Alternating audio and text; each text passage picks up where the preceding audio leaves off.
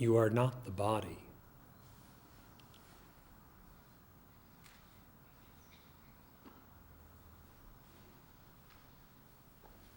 You are not the mind.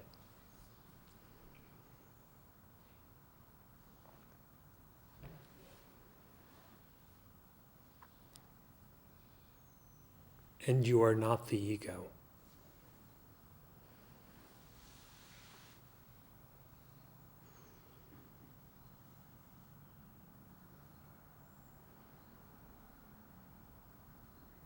Of all that appears to arise or manifest, you are the source.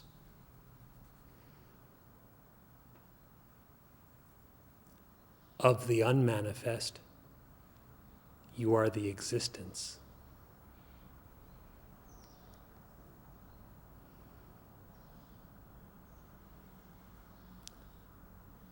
Of all that is known,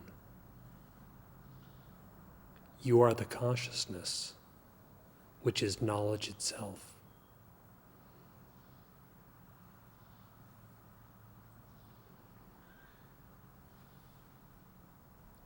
Of all joys, you are the bliss.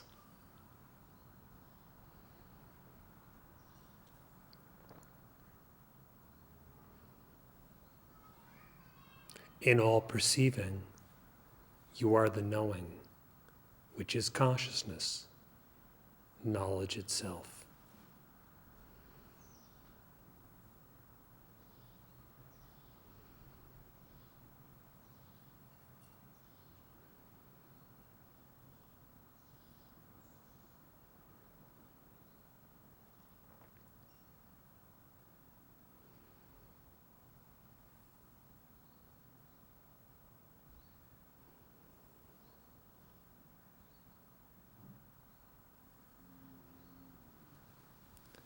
Of all experiencing, you are that which is most immediate.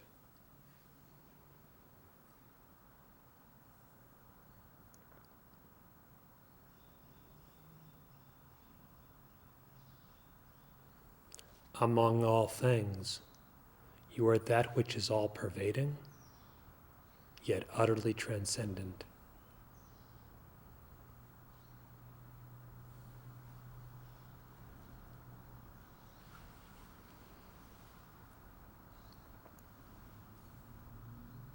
You are that which is timeless and locationless.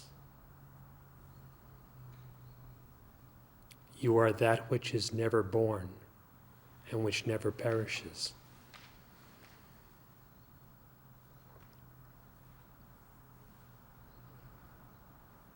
For you are not the body, you are not the mind, and you are not the illusory ego.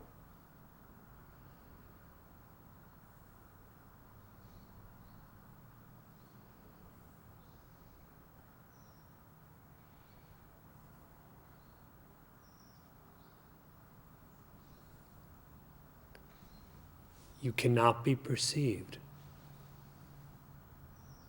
You can never be conceived.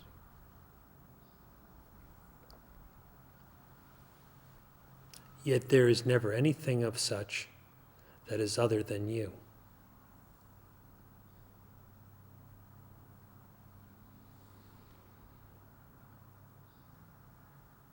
You are simply the indivisible reality.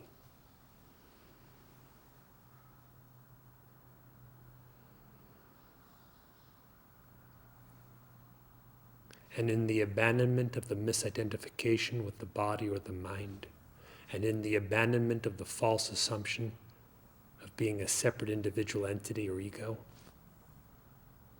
all of this is self-evident.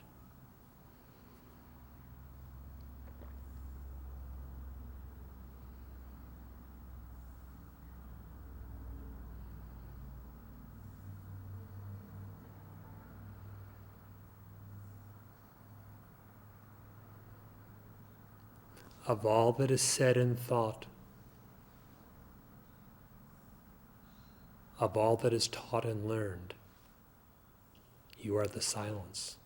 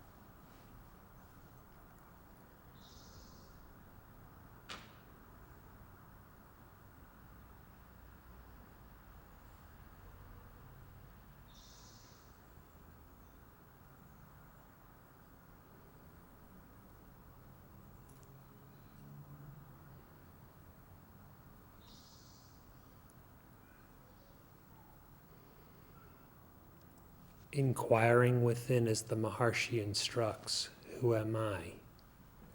You know yourself.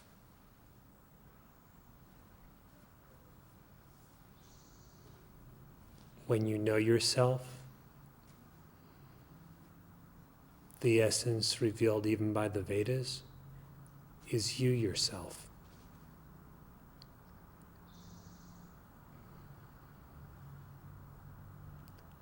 Knowing yourself in your real existence, your real identity, you find there is no alternative identity, no other existence.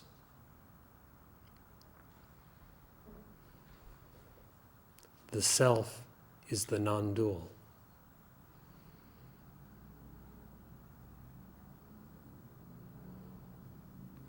So then, knowing yourself is knowing reality. Reality knows itself.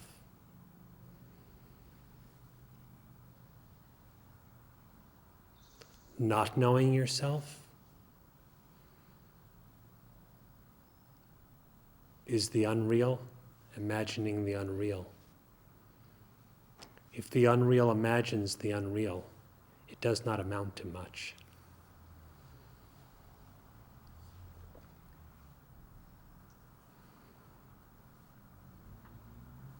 Knowledge of the sole existent self is liberation from the imagined bondage.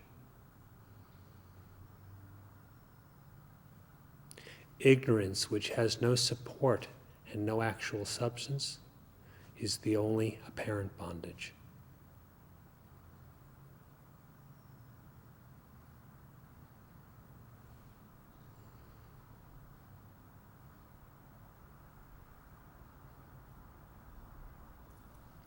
Therefore, the way to eliminate the imagined or apparent bondage is simply knowledge of yourself.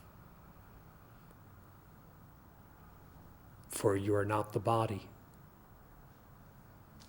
not the mind, and most certainly not the ego.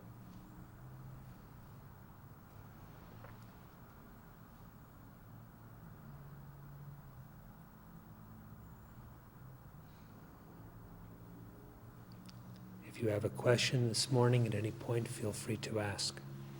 Or if you wish to relate your own experience at any point, please feel free to speak. Go ahead, Richard. You spoke today, we're not the mind, not the ego. In much of Ramana's teachings, it seems he says those are the same thing.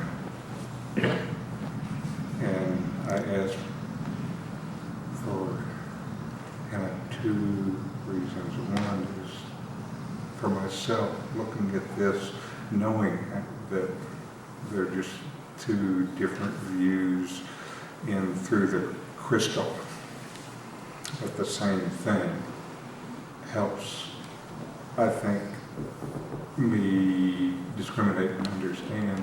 The more important reason, though, that I want to ask is later you went on to talk about how none of this ever existed to begin with. And that's what I really want to understand about this mind and ego that are the same non-existent thing. Do you consider them as existing now?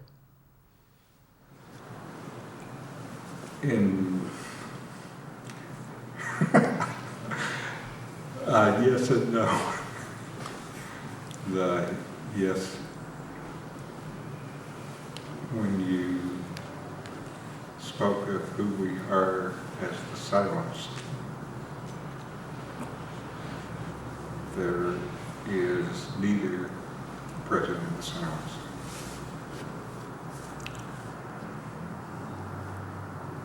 Still, they come back and recur to me as identification. And I want to be clear that I can't be identified with them because they don't exist to begin with. And identifying with something that doesn't exist is remarkably stupid. For the clarity you seek, inquire into the me to whom these reappear. That me may be referred to as a mind, because these things are conceived, or may be referred to as an ego, for the notion I is integral to every other thought or idea.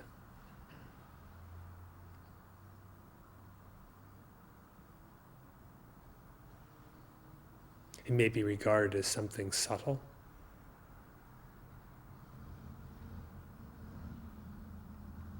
It may be regarded as a thought or a vague supposition. But however it is regarded, see what the nature of that thing is.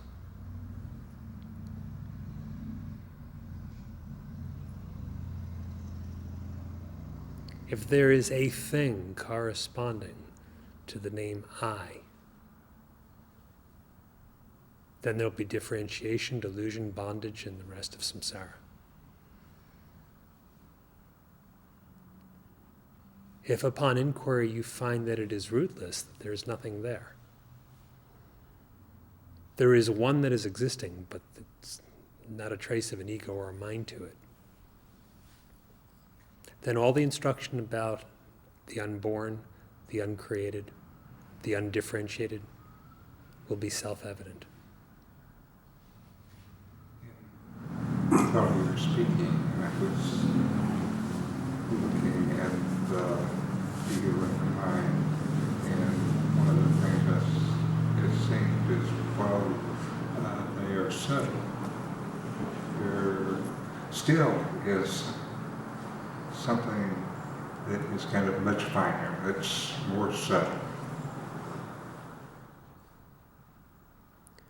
You see the mind, or you see this misidentification as an ego. The nature of the seer is far more subtle than those things, also far more enduring, and much more your identity than those things.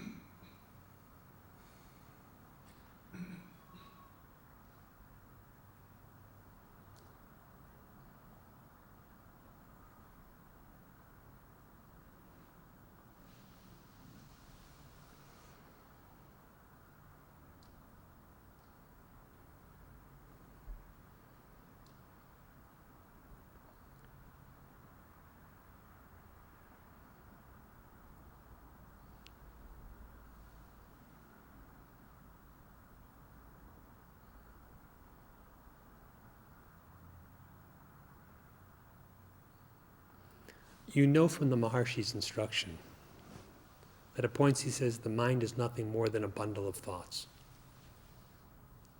If we regard them as a bundle, it's called a mind. If not, there's just a multiplicity of thoughts.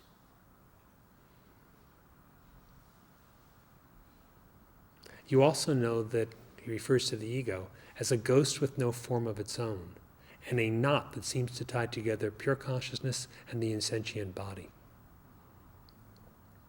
It's neither one, but seems to appear like a knot tying together in between them. When we combine the two, which cannot really be combined, the body and pure consciousness, bundled together, it's called an ego.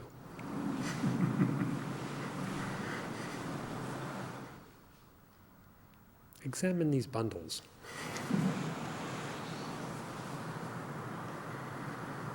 Seems like one thing to examine particularly is can consciousness turn into a thing? Without knowing about it.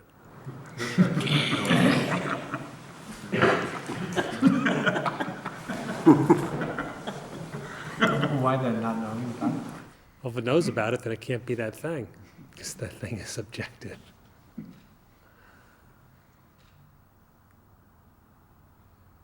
Moreover, the knower always precedes and succeeds the thing known, existing before, during, and after.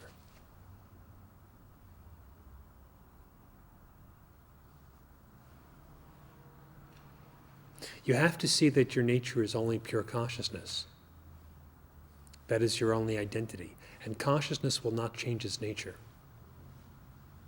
but always remains just consciousness.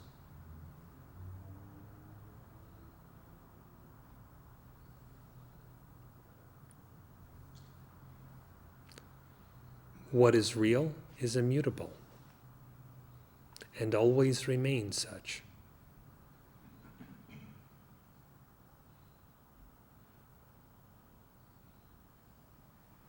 The consciousness is real. It cannot change its nature.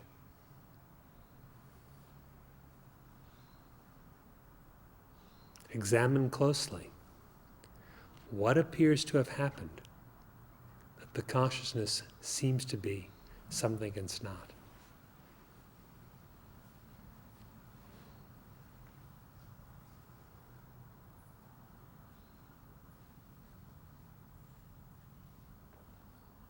The more we search out ignorance to examine it, the more it dissolves before us.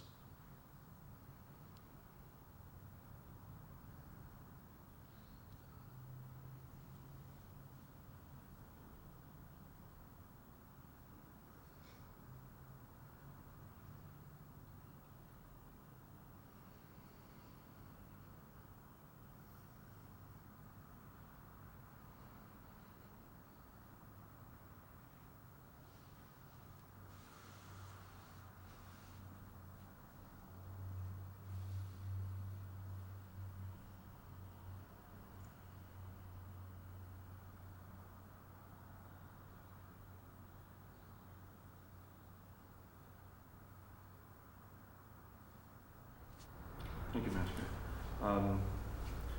Sometimes when I'm listening to the wonderful instruction, I notice it's a far vaster, but still slightly similar thing to a letting go of ignorance within the waking state dream of life or something, like what you would ordinarily think of as a relative ignorance about a relative thing.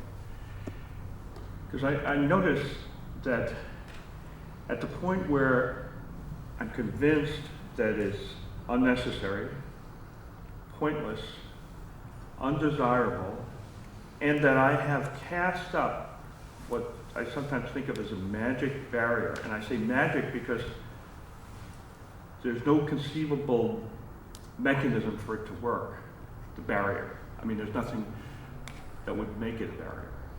It's just the assumption that it's there. And I know these are just thoughts, and that these thoughts would have to give way to an insight and then to a direct experience that was far deeper, but those elements seem to be there, but in a far more important way.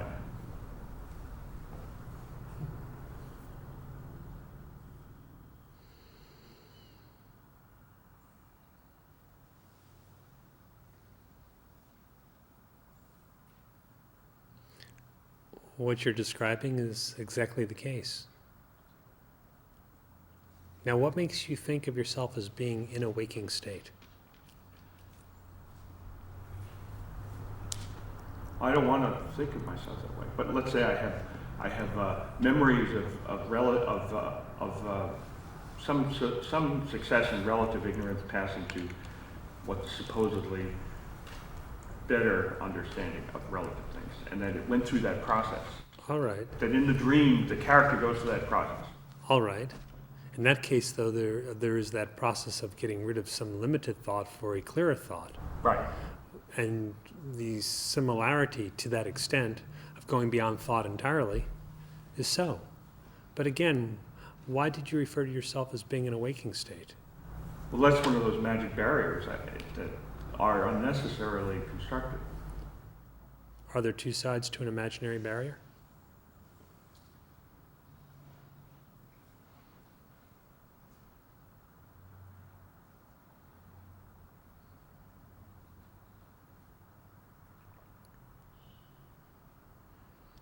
If a wall is made out of space itself, are there two sides to it?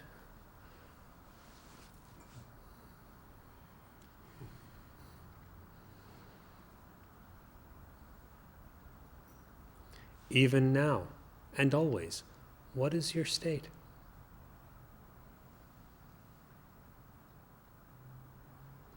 Are you one who appears in the waking state? Or are you the one who knows of the coming and going of the waking state? What's your experience?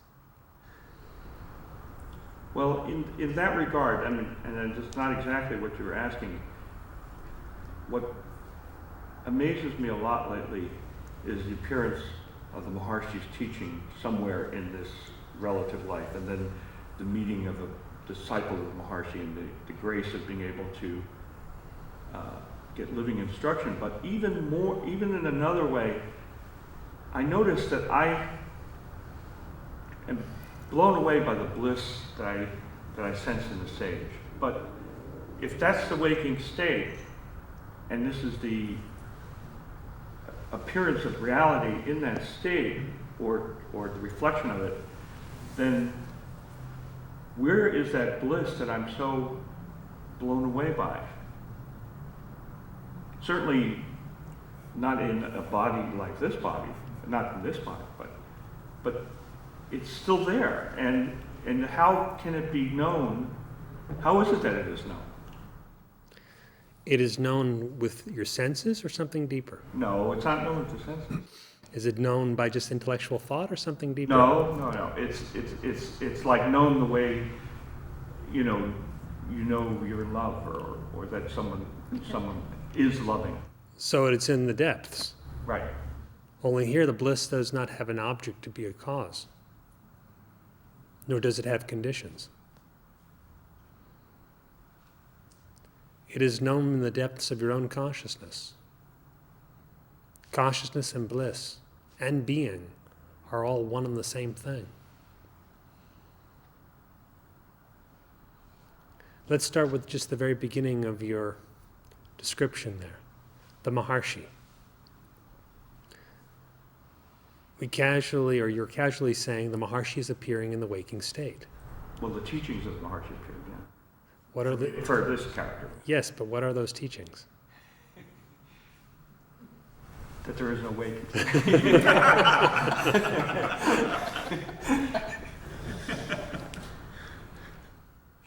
On the one hand, you can say the Maharshi and his teachings appear in your waking state to wake you up out of your waking state. They appear in this manifest world to wake us up from the manifest world and realize the worldless transcendent reality. They appear as if in samsara to destroy the samsara, the cycle of birth and death. But is the Maharshi himself one who is ever born? Does he ever die?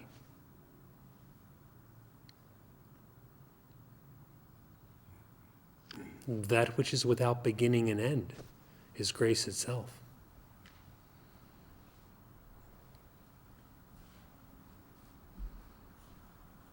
The instruction is apparently heard in the waking state. So you might erroneously say the instruction comes from the waking state. But it doesn't come from the waking state. Nor do you actually hear it in the waking state or any other state of mind. At first glance, it appears such. There's the face, there are the words, there are the recorded words, etc., printed words. What actually occurs when there is upadesha, spiritual instruction? What actually is the experience? Well, I don't think I've actually never shared this, but the very first time that I happened to have gone into a little satsang hall in San Bruno, the very first moment I had the wrong directions and I got there late and I walked into a fairly crowded little place. And the two thought forms or the waves that went through my mind is, I looked up at the teacher in front and I said, that's the happiest being I've ever met. And the second thought was, and strangely reminds me of myself. And I didn't know what the second one meant, especially. Like, how could that be? But those were the first two thought waves that went through. And in a way, I mean, the essence of that has never changed. Then were they just thought waves? They couldn't have been. I've never had thought waves like that.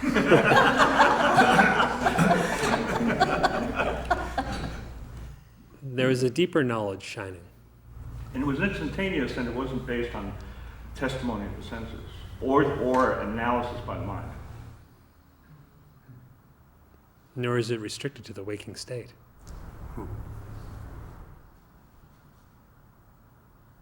So we must always understand and proceed on the basis of our own direct experience. If we do so, we will find that it matches identically with that that composes the teachings of the wise sages.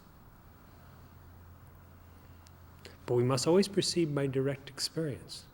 Your experience was a deeper knowledge, not of a thought wave. Your experiences of yourself and of the Maharshi and so forth and so on is something transcendent of waking, dreaming, deep sleep, etc. It is not necessary to take up the mental perspective that it is coming through your waking state thoughts. The experience is no barrier. There is no reason to construct through conceptual thinking alone the idea that there's a barrier and you're on one side and truth, the transcendent state, the Maharshi, the sages, etc., are on the other side. There are not two sides.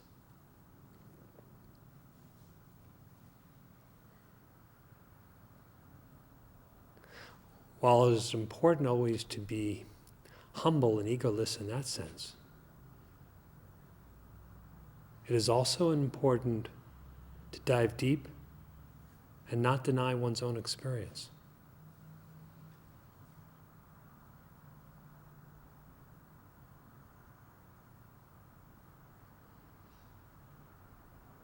So that we don't postpone what is truth and bliss.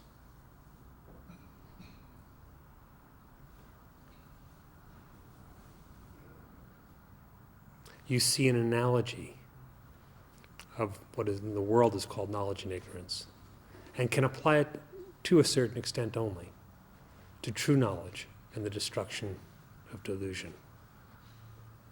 But then don't put off the destruction of delusion and the true knowledge as if it were something way out ahead of you, to only be theoretically conceived of now to be experienced later.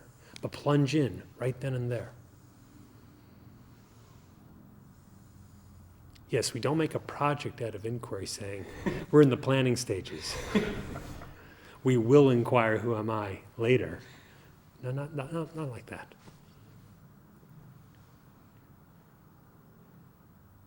Right then and there, we should inquire.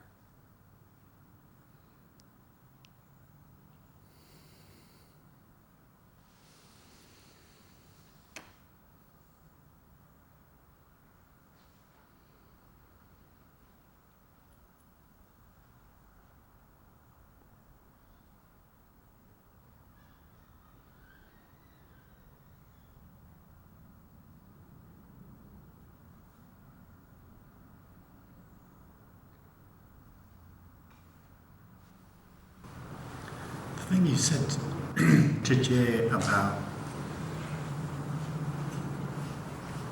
like not denying the depth of your experience.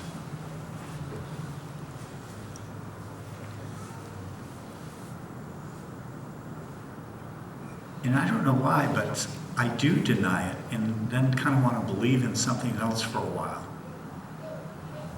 And so there's that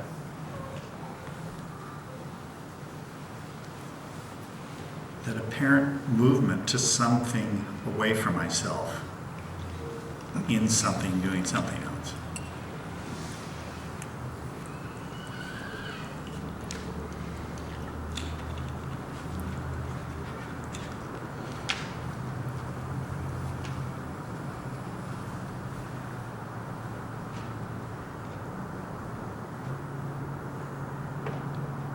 And as I say that and describe it, if I look at it, that doesn't actually happen.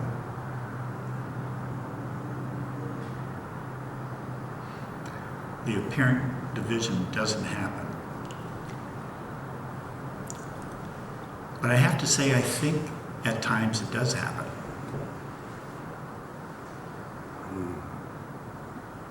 And there's like something that I think that I need to keep maintaining or something.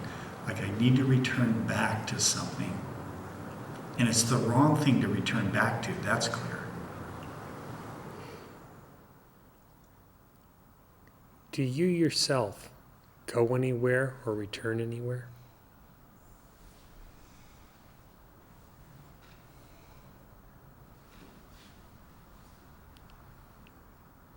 If your being is steady, then what possible relation could all this coming and going have to do with you?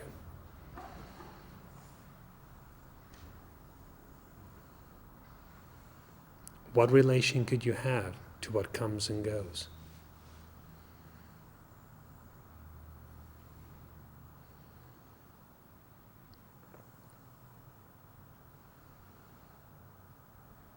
You've heard some advice given. Then you say, sometimes you deny your experience. Do you deny your existence?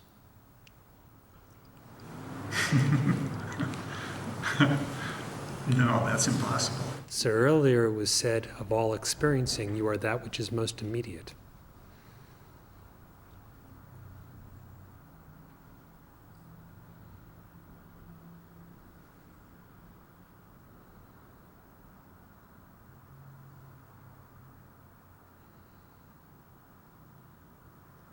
That is, you are of the very nature of existence which is inseparable.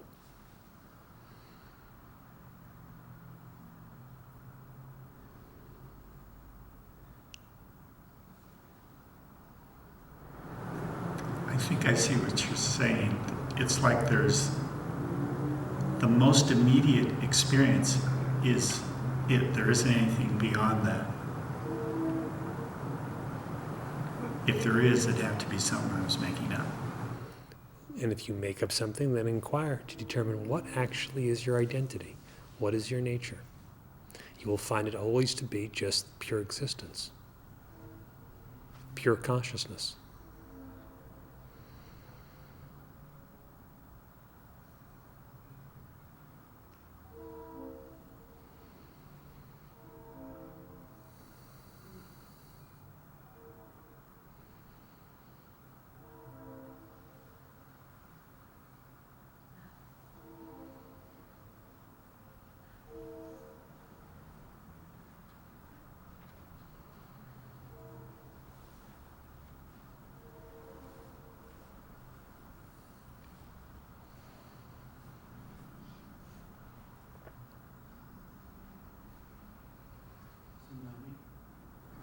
So that would mean that nothing's ever happened, and nothing ever, there was never a physical anything. And there was never anybody.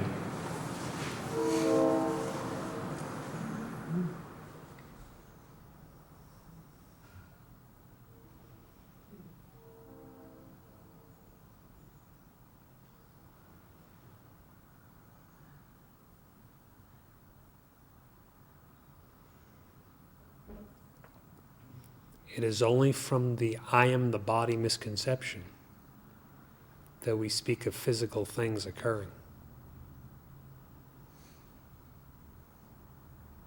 It is only from the I am the mind misconception that we think of having a personal life with events, experiences, occurrences, and so forth. All of which are occurring within that mind, but which seem to, by the mind's own power, be projected outside.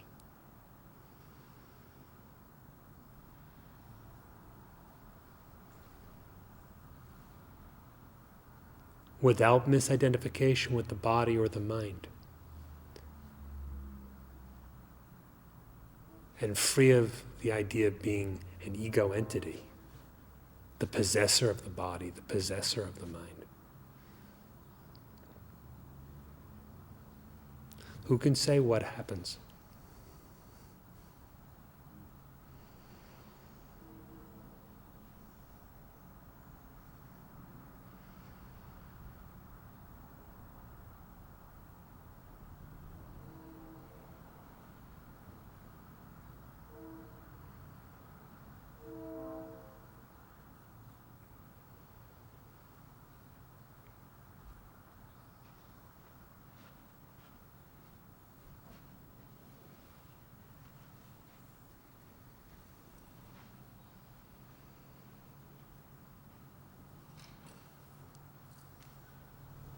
It seems as though the knot between the body and consciousness, assumed to be there, the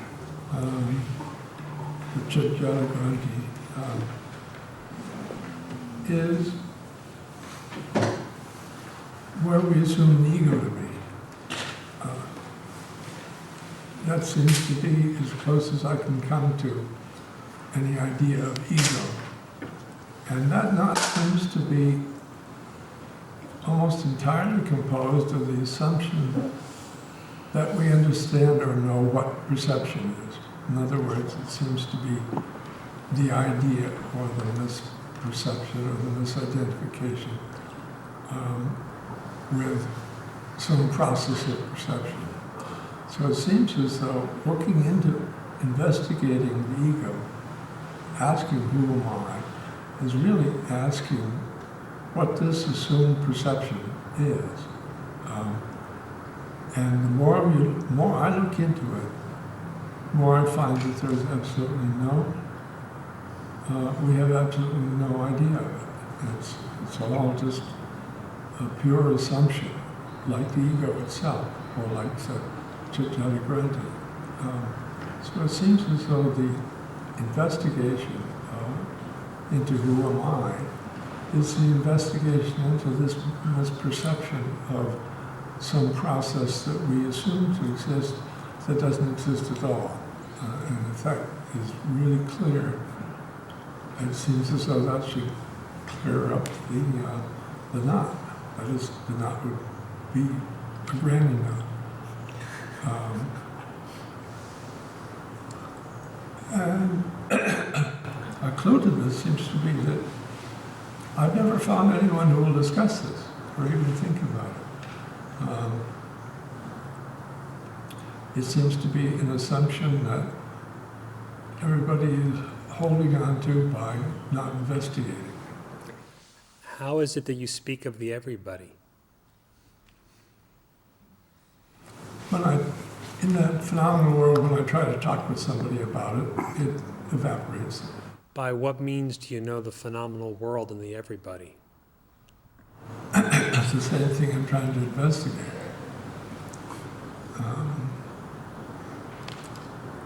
It seems to disappear as soon as you look at it, and as soon as you look away from it, you assume it's there. It's really... Well, if the perception or misperception or perceiving process comes and goes, according to whether you look in that direction or not, as you've put it, who is it that has these two states? Who is it that has what? These two states. Yeah, that's the question. So the emphasis is placed on identity. Who am I? Right. As long as you assume, make the assumption that you're some connection between something that presents itself and something it's presented to. Who supposes that assumption? Well, that's the who am I question, isn't it? The assumption and what is assumed are identical. The question on what... The assumption, the assuming, and what is assumed are identical. They are identical with the one who assumes.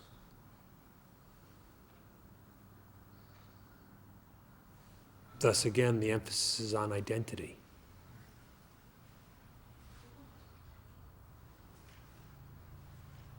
So the Maharshi has spelled it out very succinctly with this, who am I?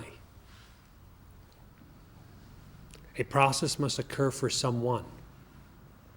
For whom would that process appear? That's the essential, that's the essence of who am I, not what I'm trying to describe. Abide in the essence, and then see what happens to the world and the everybody and the rest of it.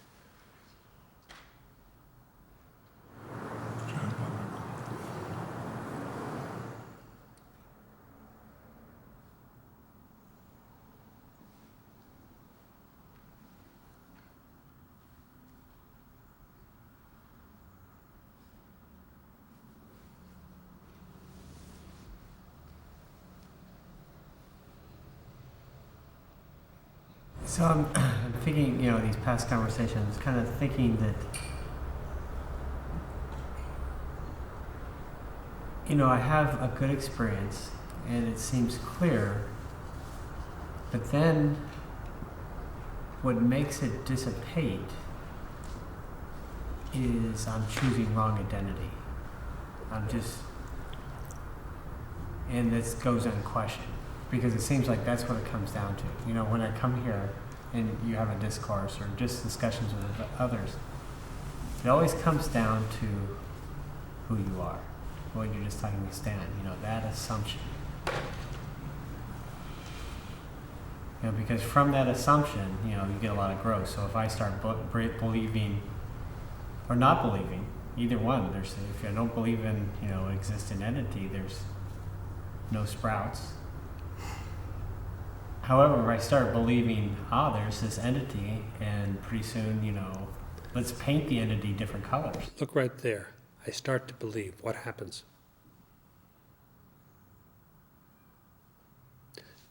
Does the real self of the nature of being consciousness bliss, which is described as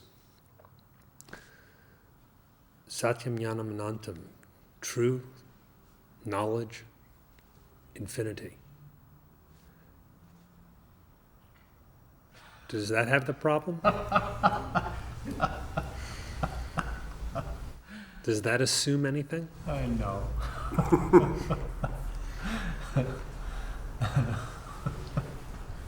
What all the scriptures describe as, the highest, etc., right? That doesn't have any problems.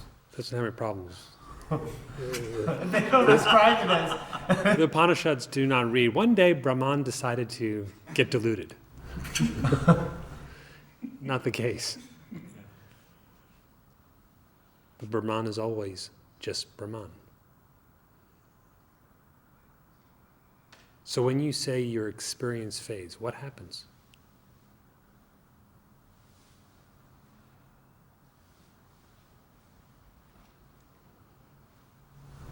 My identity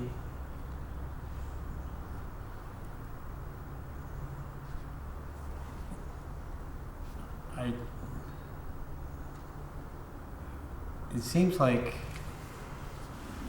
I never am rooted in I can't say that either, because it seems like when I'm meditating on what's real, it kind of seems kind of solid. You're absorbed in that. Yeah. So it seems solid. So you're saying what happens from that to ignorance?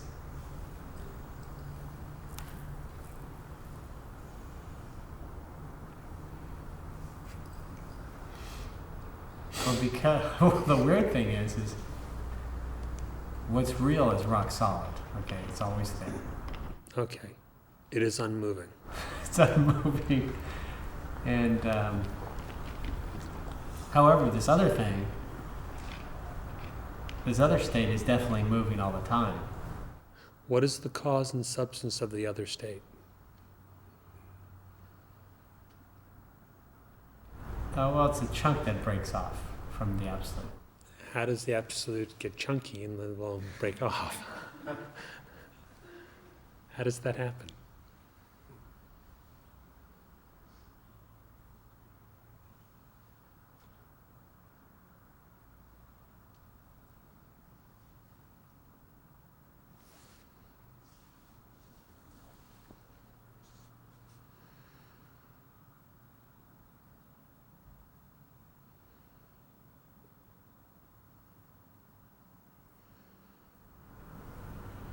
Gosh, I don't know. I mean, because if I look from what's deep, that doesn't explain it. I mean, there's nothing there, like you said, that to explain it. You're not going to find The absolute doesn't. pieces. You're not going to find edges which can break even. Right. It's infinite, so there's nothing to break off of, like as off an edge. It is absolute, so it's without modification.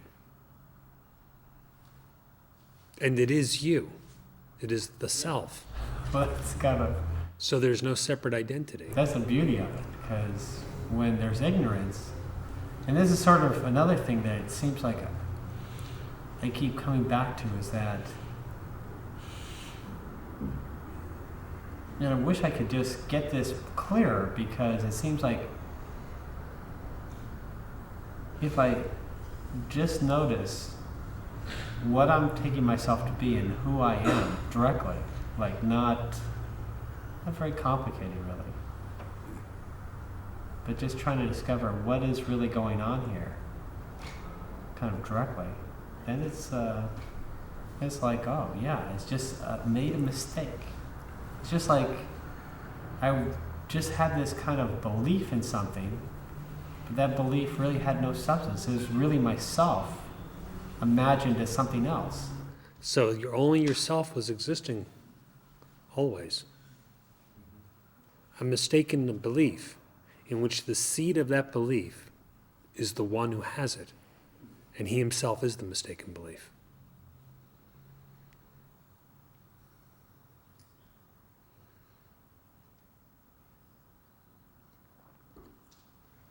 A false assumption assumed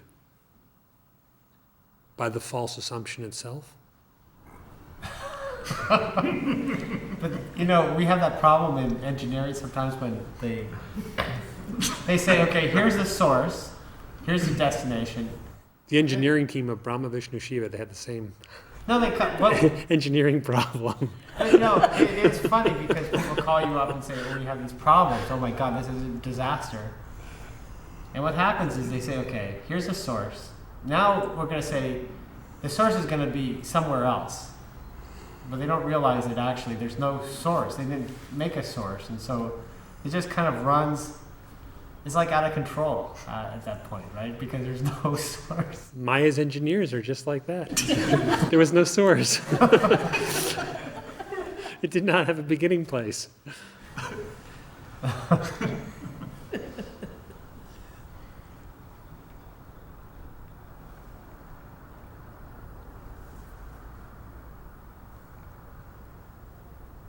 So, but that's sort of what you're describing, is that It seems to draw its power from Chit Shakti, power of consciousness. So it's borrowed power, but it has no power source of its own. and it's pinging between two imaginary things. Mm-hmm.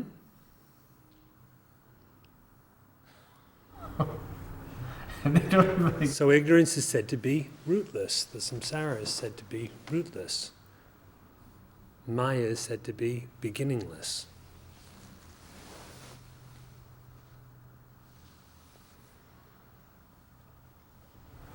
Okay, because...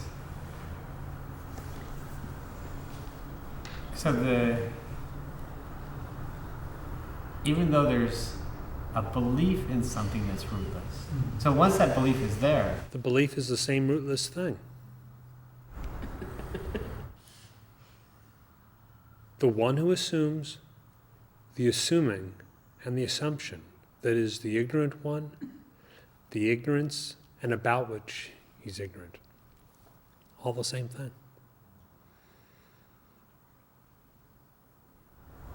Okay, so so it seems like it comes down to the same answer though. Is the solution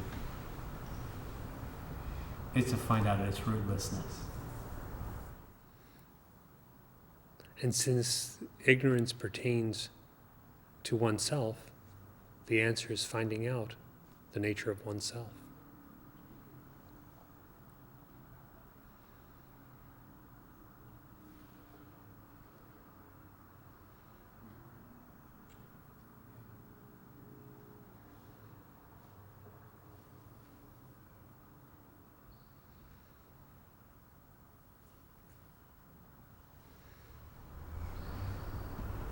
Okay, but this is okay. So in the ignorance, though, it seems like obviously it's hazy in that state, hazier. So even the clarity of noticing what's real. In other words, it seems like it takes sometimes some focus to kind of say, oh crap, this state has transpired and there's a deeper state.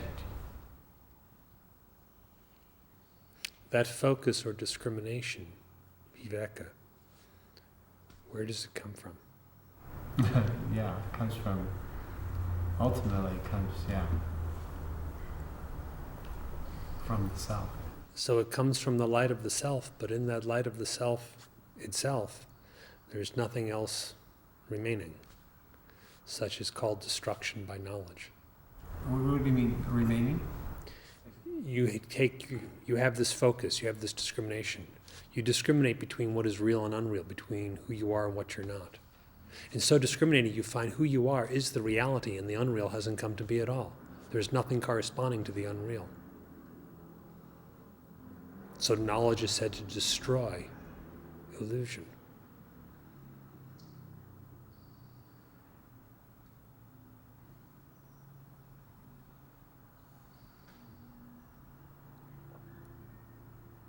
It is in this way that bondage is eliminated. But it is interesting when you said that, because it just hit me. Oh yeah, maybe I should really note. I mean, this sounds kind of, because this is probably all we've been talking about, is how unreal illusion is. Duh.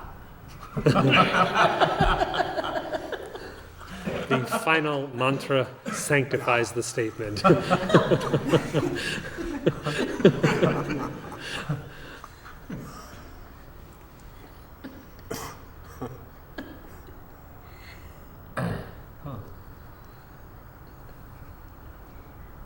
Yeah, because it seems like it's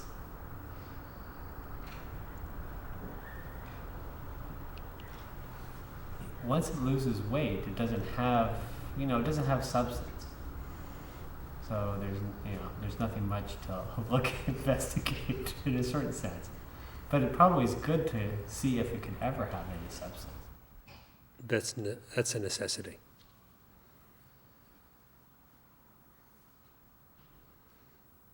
We must be so certain of our knowledge of the self, its reality, that there is no alternative possible at any time. With the very possibility or potential to be ignorant and therefore to be bound or to suffer becomes impossible.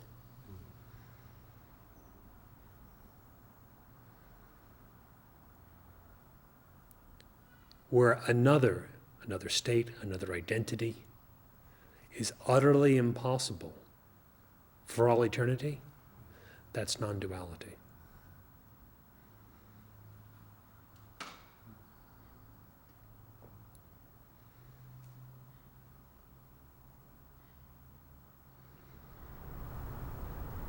Okay. So it's that upon which everything is based. In other words, all discrimination, all practice. If something doesn't live up to that, then it should be destroyed.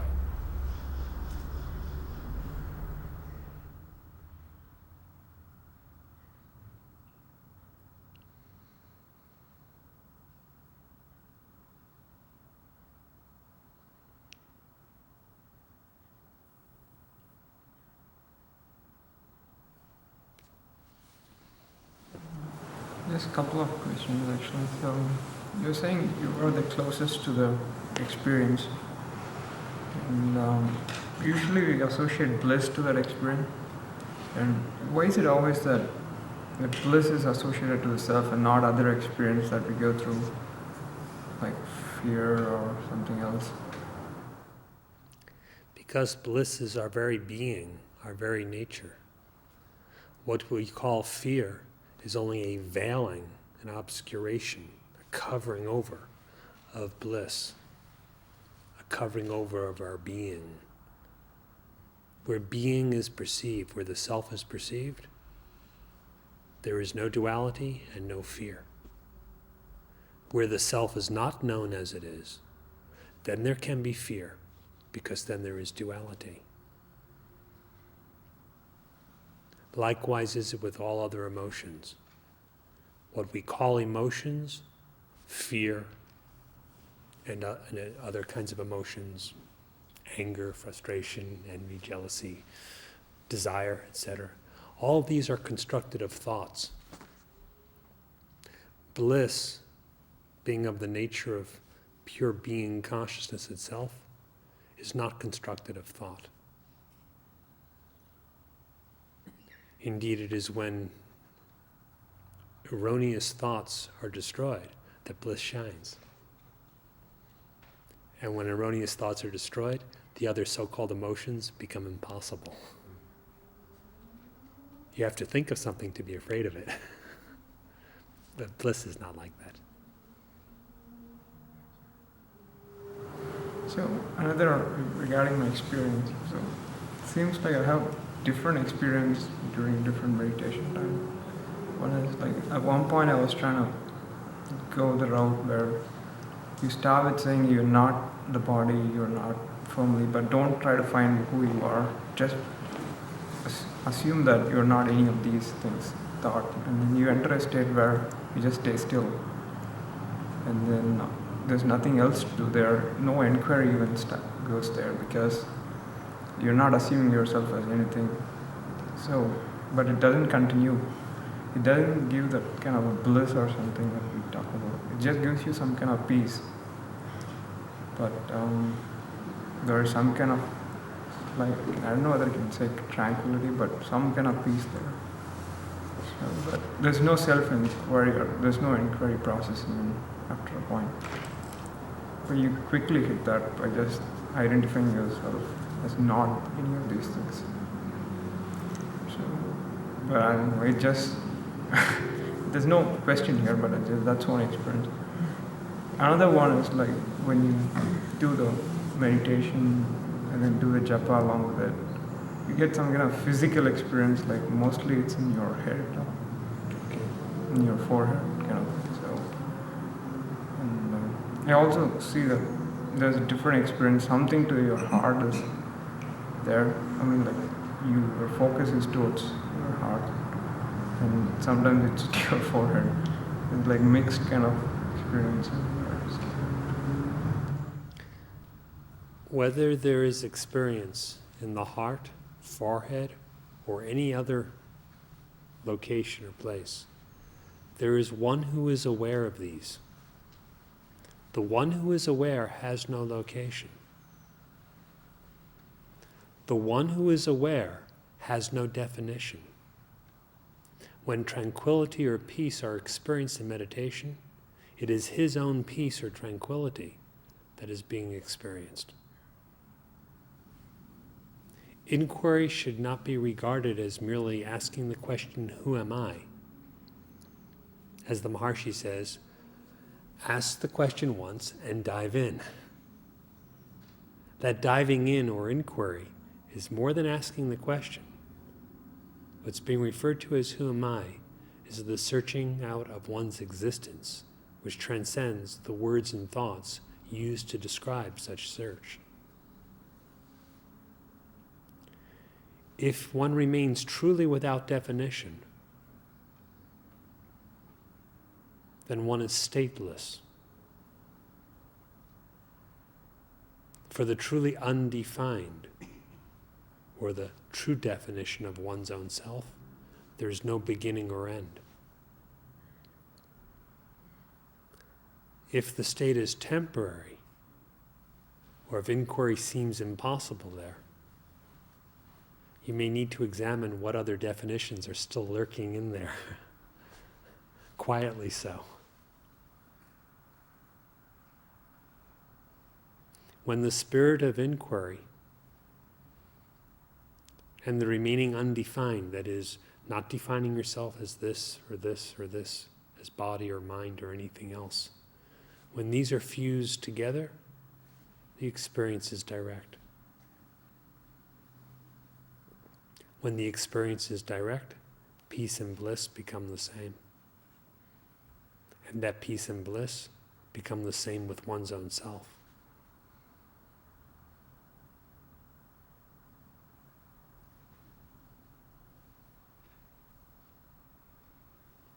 The mind makes interpretations in the same way that it can look at various facets of a gem and describe it as if it's looking at different gems. Or it can look at different waves on the ocean and say, there's this wave and that wave, disregarding the one water. The mind makes various interpretations. The nature of the meditator himself remains the same. Who is he?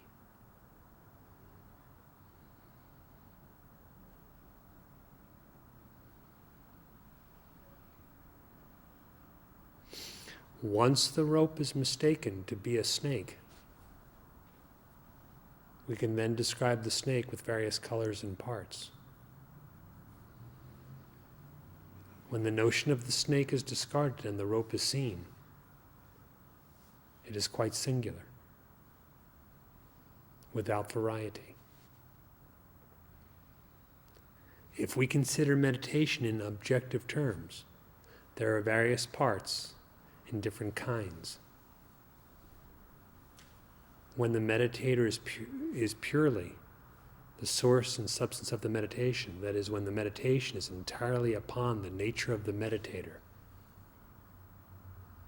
such inquiry, which yields a truly undefined state, unconfined state, is absolutely one. It has no parts.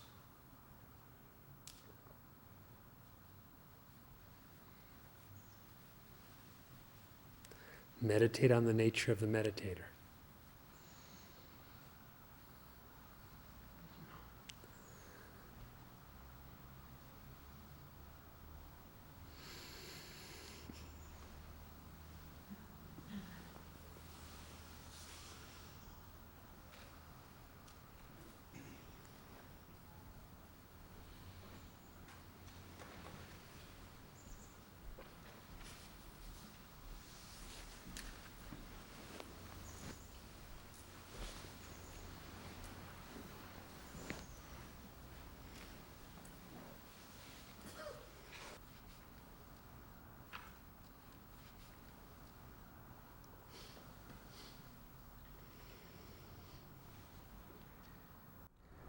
अन्यच्छ्रेयो अन्यदुदैव प्रेयः ते युबेनानार्थे पुरुषगंसि नीतः तयो श्रेय आददानस्य साधु भवति हीयते अर्थात् उप्रेयो वृणीते. The preferable is different indeed, and so indeed is the pleasurable different. These two, serving divergent purposes as they do, bind men. Good befalls him who accepts the preferable among these two. He who selects the pleasurable falls from the true end. श्रेयश्च प्रेयश्च मनुष्यमेधः तौ सम्परीत्य विविनक्ति धीरः श्रेयो हि धीरोऽभिप्रेयसो वृणीते प्रेयो मन्दो योगक्षेमाद् वृणीते. The preferable and the pleasurable approach mankind. The man of intelligence, having considered them, separates the two. The intelligent one selects the electable in preference to the delectable. The non-intelligent one selects the delectable for the sake of growth and protection of the body, etc. त्वं प्रियान् प्रियरूपांश्च कामान् अभिध्यायन् नचिकेतोऽत्यसाक्षिः नेतां शृङ्गां वित्तमयीमवाप्तौ यस्यां मज्जन्ति बहवो मनुष्याः.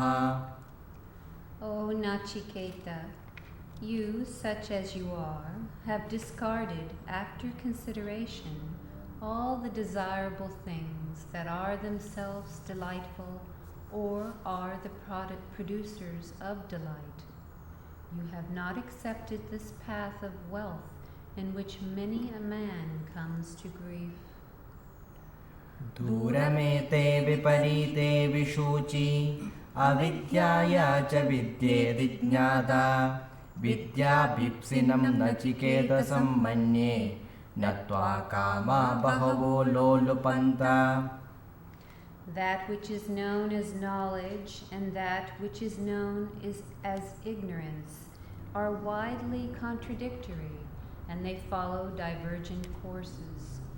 I consider Nachiketa to be an aspirant for knowledge, because the enjoyable things, multifarious though they be, do not tempt you. अविद्यायामन्तरे वर्तमानाः स्वयं धीराः पण्डितं मन्यमानाः तन्द्रम्यमाना पर्यन्ति मूढा अन्धेनैव नीयमाना यथान्ताः. Living in the midst of ignorance and considering themselves intelligent and enlightened, the senseless people go round and round, following crooked courses, just like the blind led by the blind. न सम्परायः प्रतिभाति बालं प्रमाद्यन्तं वित्तमोहेन मूढम् अयं लोके नास्ति पर इति मानी पुनः पुनर्वशम् आपद्यते मे. The means for the attainment of the other world does not become revealed to the non-discriminating man who blunders, being befooled by the lure of wealth.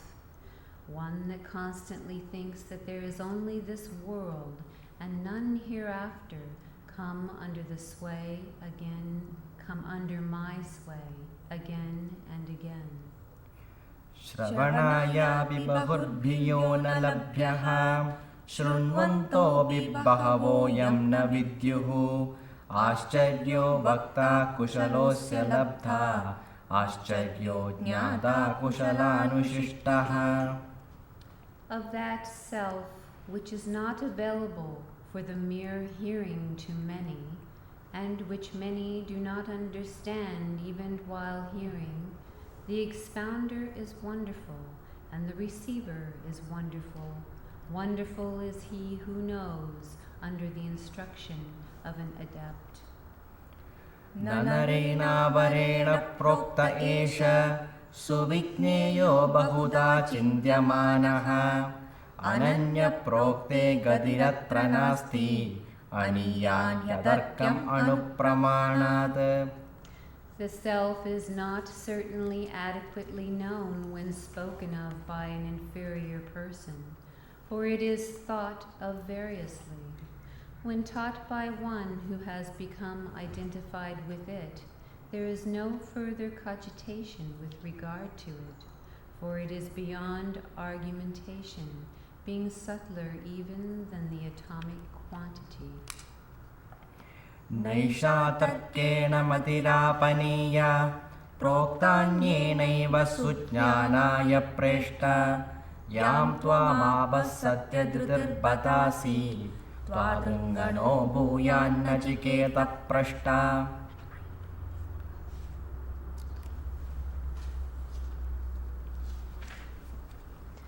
The wisdom that you have, O dearest one, which leads to sound knowledge when imparted only by someone else other than the logician, is not to be attained through argumentation.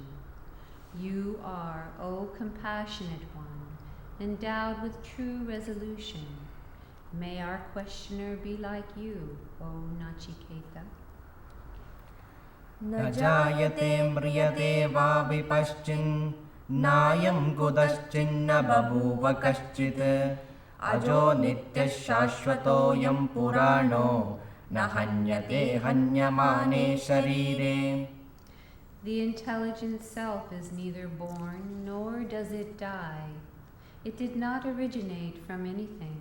nor did anything originate from it. It is birthless, eternal, undecaying, and ancient. It is not injured, even when the body is killed. Hanta chain manyate hantum, hataschain manyate hatam, ubhau tau na vijanito, nayam hanti na hanyate.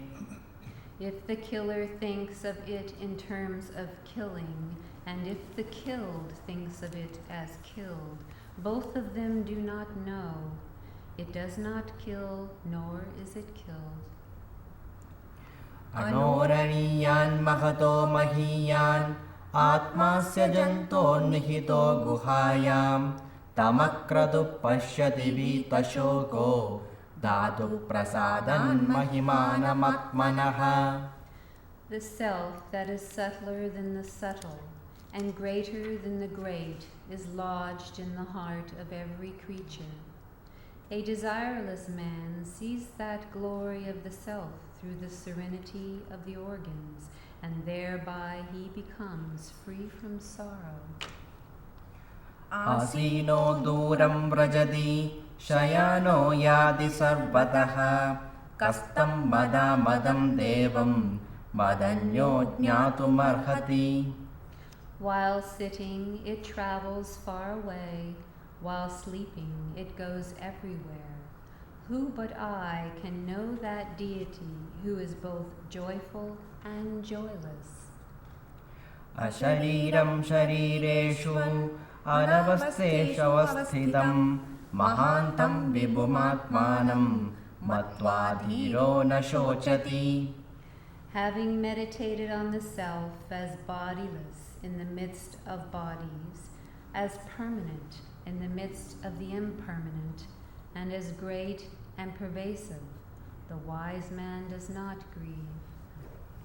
Nayamatma pravachanena labhyo, na medhaya na bahuna shrutena, yame vaishavrunute tena labhya, tasyesha atma vivrunute tanugam swam.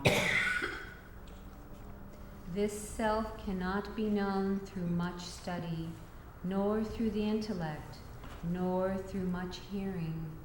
It can be known through the self alone that the aspirant prays to. This self of that seeker reveals its true nature.